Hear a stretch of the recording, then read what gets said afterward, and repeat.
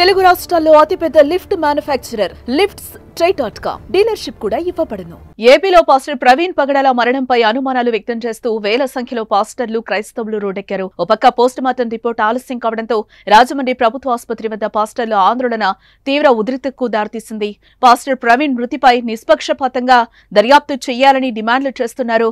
వేల సంఖ్యలో రాజమండ్రి ప్రభుత్వ ఆసుపత్రికి చేరుకున్న పాస్టర్లు క్రైస్తవులు అక్కడే ప్రార్థనలు చేసి నిరసన వ్యక్తం చేశారు. మరోపక్క ప్రభుత్వ ఆసుపత్రికి ఎమ్మెల్యే ఆదివాసుకి చేరుకున్నారు. పోస్టుమార్టం వచ్చిన తర్వాత నిజాలు బయటకు వస్తాయని అన్నారు. అప్పటి వరకు అందరూ సమన్వయం పాటించాలని సూచించారు.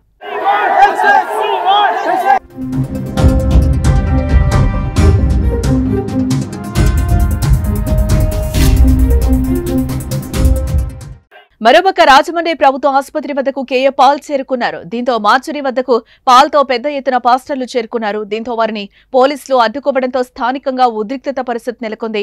తమను ఎందుకు అడ్డుకుంటున్నారని పోలీసులతో కేఏ పాల్ వాగ్వాదానికి దిగారు. పోస్టుమార్టం చేయడంలో ఎందుకు ఆలస్యం అవుతుందంటూ ఆందోళన చేపట్టారు. మరోపక్క పెద్ద ఎత్తున పాస్టర్లు క్రైస్తవులు చేరుకోవడంతో పోలీసులు భారీగా మోహరించారు. ఎలాంటి అవాంఛనీయ ఘటనలు జరగకుండా అన్ని చర్యలు తీసుకుంటున్నారు.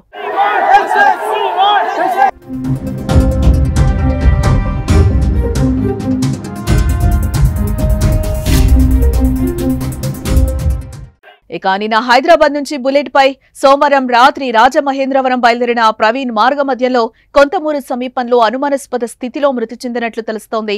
రాజమహేంద్రవరంలో స్నేహితుడి ఇంటికి వెళ్తున్నారని భార్యకు చెప్పి బుల్లెట్ పై బయలుదేరినట్లుగా సమాచారం. ఈ క్రమంలో రోడ్డు పక్కన చనిపోయి ఉండటాన్ని చూసిన స్థానికులు పోలీసులకు సమాచారం అందించారు. బుల్లెట్ తో సహా ప్రవీణ్ రహదారిపై నుంచి కిందకు జారిపోయాడని, ఈ క్రమంలో బుల్లెట్ ఆయనపై పట్టంతో చనిపోయినట్లు పోలీసులు తెలిపారు. కానీ ప్రవీణ్ మృతదేహాన్ని చూసిన వారు మాత్రం అతన్ని ఎవరో చంపి పడేశారని, ప్రవీణ్ ఒంటిపై గాయాలున్నాయని, రాడుతో కొట్టినట్లు కనిపిస్తోందని చెప్తున్నారు. అయితే ప్రవీణ్ మృతదేహాన్ని పోస్టుమార్టం నిమిత్తం రాజమండ్రి ప్రభుత్వ ఆసుపత్రికి తరలించారు. ప్రవీణ్ మృతి విషయం తెలిసిన వెంటనే క్రైస్తవ సంఘాలు, పాస్టర్లు ఆందోళనకు దిగారు.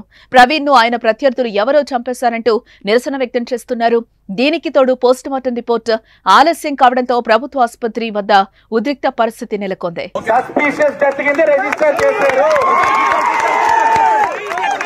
అలాగే డిఎస్పీ గారిని ఆఫీసర్ కింద వేశారు. ఆఫీసర్ వేయడంతో పాటు మీకున్న అనుమానాలు, వ్యక్తులపైన ఉన్న అనుమానాలు, మీకున్న ఆధారాలు అన్ని కూడా జతపరచండి. ఇన్వెస్టిగేషన్ ఏదో తూతూ మంత్రంగా క్లోజ్ అయ్యే పరిస్థితి ఉండదు. అన్ని విధాలుగా ఇన్వెస్టిగేట్ చేద్దాం. ఇక్కడ సంతృప్తి పొందని పరిస్థితిలో ఇక్కడ మనకి జరగదు, ఎస్పీ గారి దగ్గర కాదు అన్న పరిస్థితులు ఉన్నప్పుడు సిఐడి ఎంక్వైరీకి కూడా వెళ్లే అవకాశాలు ఉంటాయి. అది కూడా మేము ఆలోచిద్దాం.